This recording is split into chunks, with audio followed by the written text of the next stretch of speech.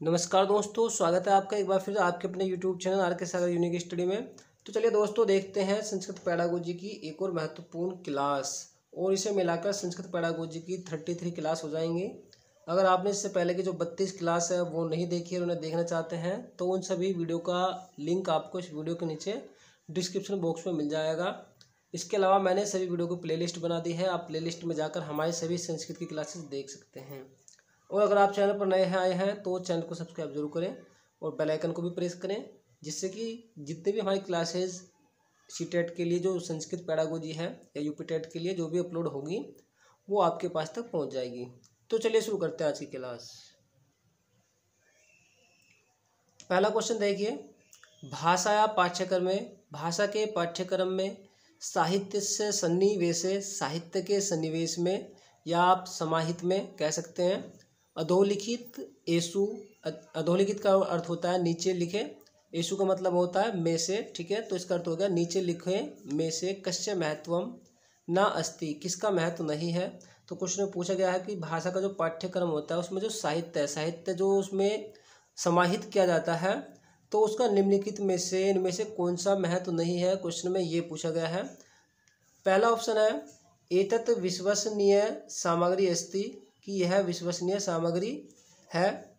Second option है व्यक्तिगतानाम प्रतिक्रियाम दातुम, व्यक्तिगत प्रतिक्रिया देने के लिए एतत् छात्रान, यह छात्रों को प्रोत्साहित करता है। तीसरा ऑप्शन है एतत् केवलम श्रवण संभाषणे, यह केवल सुनना और बोलना, संभाषणे का अर्थ होता है बोलना और श्रवण का अर्थ होता है सुनना, सुनना और बोलना कौशल में ही पोषति वृद्धि करता है। लास्ट ऑप्शन है एतत् अन्येषाम, यह दूसरी जो संस्कृति हैं उनको ज्ञातुम जानने में छात्राणाम सहायम करोति, छात्रों की सहायता करता है। तो अब इसमें आपको बताना है कि सही आंसर कौन सा है। तो क्वेश्चन आपको समझ आ गया होगा कि जो भाषा का जो पाठ्यक्रम होता है उसमें जो साहित्य है, साहित्य जो उसमें क्यों शामिल किया जाता है। क्वेश्चन में ये पूछा गया है कि जो भाषा का जो पाठ्यक्रम है उसमें जो साहित्य जो शामिल किया जाता है उसका निम्नलिखित में से कौन सा महत्व नहीं है। तो कौन सा महत्व नहीं है भाषा के पाठ्यक्रम में साहित्य को जो है शामिल करने का, समाहित करने का, क्वेश्चन में ये पूछा गया है। तो देखिए हम बात करते हैं पहले ऑप्शन की कि यह विश्वसनीय सामग्री, तो देखिए पहला ऑप्शन सही हो जाता है, ठीक है। तो ये क्या है कि विश्वसनीय सामग्री होती है। तो जो भाषा का जो पाठ्यक्रम में जो साहित्य होता है ना, वो क्या होता है, वो जो है कि विश्वसनीय सामग्री है। तो पहला ऑप्शन तो इसमें क्या होगा, सही होगा, क्योंकि क्वेश्चन में क्या पूछा गया, नास्ति नहीं है, तो आपको बताना है नहीं वाला ऑप्शन। सेकंड वाला ऑप्शन है व्यक्तिगतानाम प्रतिक्रियाम दातुम, कि जो व्यक्तिगत प्रतिक्रियाएं देने के लिए ये छात्रों को प्रोत्साहित करता है। तो जो सेकंड वाला ऑप्शन है ये भी ठीक हो जाएगा। तीसरा वाला ऑप्शन है एतत् केवलम श्रवण संभाषणे कौशले पोषति, की ये जो है केवल जो सुनना और बोलना कौशल है उनमें ही वृद्धि करता है। अब देखते हैं लास्ट ऑप्शन। देखिए लास्ट में कहा गया कि यह दूसरी जो संस्कृति उनको जानने में भी छात्रों की सहायता करता है, तो बिल्कुल ठीक है। तो जो भाषा का जो पाठ्यक्रम होता है उसमें जो साहित्य है, ठीक है, तो ये क्या करता है, जो दूसरी संस्कृति उसको जानने में छात्रों की सहायता करता है। लेकिन यदि हम बात करते हैं थर्ड वाले ऑप्शन की कि यह केवल सुनना और बोलना जो कौशल है उनमें ही वृद्धि करता है, तो ये जो आंसर क्या है, यही जो है रॉन्ग हो जाएगा।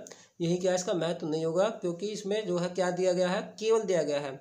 जबकि जो भाषा में, जो भाषा का जो पाठ्यक्रम है उसमें जो साहित्य है, ठीक है, जो साहित्य जो शामिल उसमें किया गया है उसका महत्व क्या है, जो भाषा के जो चारों कौशल हैं, सुनना बोलना पढ़ना लिखना, क्या है, इन सभी का जो है उसमें महत्व होना चाहिए, ठीक है। लेकिन इसमें क्या दिया गया है, सिर्फ केवल सुनना और बोलना कौशल में ही वृद्धि करता है। तो ये केवल सुनना और बोलना कौशल में ही वृद्धि नहीं करता है, पढ़ना और लिखने में भी क्या करता है, वृद्धि करता है, ठीक है। तो ये जो भाषा के जो चारों कौशल हैं उन सभी को क्या करता है, पोषित करता है, उनमें क्या आप ये कह सकते हैं कि वृद्धि करता है। तो इसमें जो आंसर है वो तीसरा वाला ऑप्शन हो जाएगा, ठीक है। तो ये क्या नहीं है, ये जो सुनना बोलना जो कौशल है ये जो है इसका महत्व नहीं है, किसका, भाषा के पाठ्यक्रम में साहित्य के जो शामिल किया गया उसको करने का, ठीक है, शामिल करने का, इसमें इसका क्या हो जाएगा, इसका एक महत्व नहीं है, क्योंकि यहाँ पर केवल आ गया है। केवल आप जानते हैं क्या है, केवल एक नेगेटिव टैग वर्ड है, ठीक है। और जब भी क्वेश्चन कैसा है, नेगेटिव है, तो आंसर भी कैसा होगा, नेगेटिव होगा, ये भी मैंने आपको बता रखा है, ठीक है। तो अगर क्वेश्चन समझ आ गया है, चलते हैं आगे। और वीडियो को लाइक नहीं किया तो लाइक ज़रूर कर दीजिए, एक लाइक तो बनता है। कमेंट करके ज़रूर बताइए कि आपको हमारी क्लास कैसी लग रही है। चलिए देखते हैं नेक्स्ट क्वेश्चन, और स्क्रीनशॉट ले लीजिए।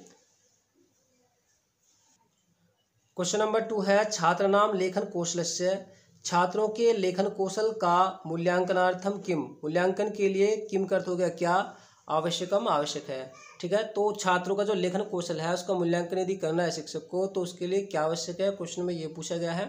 फर्स्ट वाला ऑप्शन में कहा गया है व्याकरणार्थम विशिष्ट स्थानम, कि व्याकरण के लिए जो है विशेष स्थान। सेकंड ऑप्शन है छात्रव्य मौखिकाभिव्यक्त्यर्थम, छात्रों को जो है जो मौखिक अभिव्यक्ति है वो कराना। तीसरा ऑप्शन है लेखन संदर्भ प्रतिपुष्टि दानम अवलोकनम च, अर्थात लिखना संदर्भ में प्रतिपुष्टि या फीडबैक देना और अवलोकन करना। और लास्ट ऑप्शन है शब्द चयन प्रकरण संदर्भे परिसीमित विकल्पा, शब्द चयन प्रकरण संदर्भ में परिसीमित विकल्प। तो सही आंसर इसमें कौन सा हो जाएगा, अब आपको देखना है। तो देखिए क्वेश्चन में पूछा गया है कि छात्रों का लेखन कौशल का मूल्यांकन यदि जो है एक शिक्षक को करना है उसके लिए क्या जरूरी है। तो देखिए क्योंकि मूल्यांकन किसका करना है, लेखन कौशल का करना है, ठीक है। तो लेखन की बात किस में की जा रही है, तीसरे वाले ऑप्शन में की जा रही है कि लिखना संदर्भ में जो प्रतिपुष्टि है वो प्रदान करना, फीडबैक देना और क्या करना, अवलोकन करना। तो आंसर कौन सा हो जाएगा, तीसरा वाला ऑप्शन यहाँ पर हो जाएगा, ठीक है। बाकी किसी में भी लिखने की बात नहीं की गई है क्योंकि जो मूल्यांकन है किसका करना है, लेखन कौशल का करना है, ठीक है। तो लिखना संदर्भ में प्रतिपुष्टि यानी फीडबैक देना और अवलोकन करना कि छात्रों ने जो है उसमें क्या क्या लिखा है, ठीक है। चलिए देखते हैं नेक्स्ट क्वेश्चन। क्वेश्चन नंबर 3 है अधोलिखितेषु कस्मिन् कार्ये सूक्ष्म पेशीय कौशलस्य आवश्यकता अस्ति, अर्थात क्वेश्चन में पूछा गया है निम्नलिखित में से किस कार्य में सूक्ष्म पेशीय कौशल की आवश्यकता है। तो सूक्ष्म पेशीय कौशल अर्थात जिसमें ऐसा कौशल जिसमें जो मतलब थोड़ा बहुत ही जो है सूक्ष्म कौशल का उद्देश्य जो पेशीय कौशल है उसका जो है थोड़ा बहुत ही प्रयोग किया गया हो, क्वेश्चन में ये पूछा गया है, ठीक है।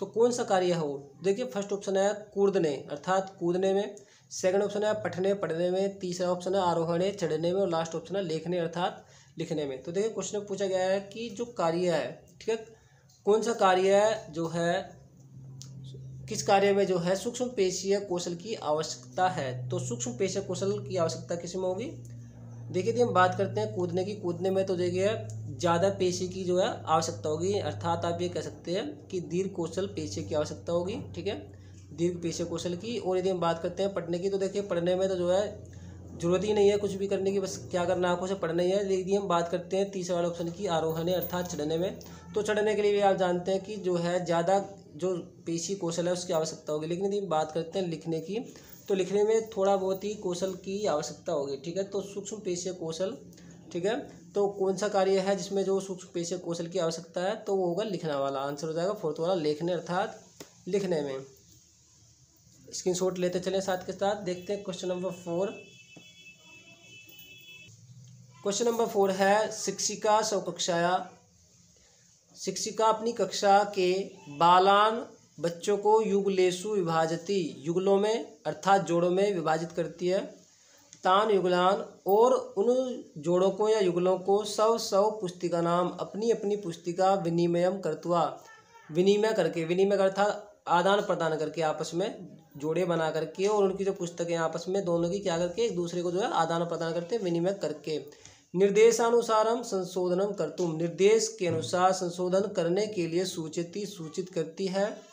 एवं सा किम कर्तुम इच्छति, इस प्रकार वह क्या करना चाहती है। तो क्वेश्चन में ये पूछा गया है कि एक शिक्षिका है और अपनी कक्षा के जो बच्चे हैं उनको जो जोड़ों में या युगलों में विभाजित करती है, उनको बांटती है, और उन युगलों को या जोड़ों को अपनी अपनी जो पुस्तिका है, ठीक है, उनका विनिमय करके अर्थात आदान प्रदान करके निर्देश के अनुसार संशोधन करने के लिए सूचना देती है या सूचित करती है। तो इस प्रकार वह क्या करना चाहती है, क्वेश्चन में ये पूछा गया है। फर्स्ट ऑप्शन है संशोधनम अर्थात वो संशोधन कार्य करना चाहती है। सेकंड ऑप्शन है समकक्षीय मूल्यांकन की, वो जो है समकक्षीय मूल्यांकन करना चाहती है। तीसरा ऑप्शन है स्वयं मूल्यांकनम की, अर्थात वो जो है स्वयं मूल्यांकन करना चाहती है। और लास्ट ऑप्शन है सामूहिक मूल्यांकनम, सामूहिक मूल्यांकन करना चाहती है। तो देखिए स्वयं मूल्यांकन तो नहीं होगा क्योंकि वो खुद तो कर ही नहीं रही है, बच्चों को आपस में क्या कर रही है, कॉपी दे रही है, उनसे क्या करा रही है, संशोधन करा रही है। यदि हम बात करते हैं फोर्थ वाले ऑप्शन की कि सामूहिक मूल्यांकन, तो देखिए सामूहिक मूल्यांकन भी नहीं होगा क्योंकि सिर्फ जोड़े की इसमें बात की गई है, समूह की बात इसमें नहीं की गई है, युगल में ही क्या कर रही है, विभाजित कर रही है। बचा फर्स्ट ऑप्शन और सेकंड वाला ऑप्शन संशोधनम, ठीक है। देखिए संशोधन तो वो करवा रही है लेकिन किस में करवा रही है, वो जोड़े बना करके करवा रही है, ठीक है।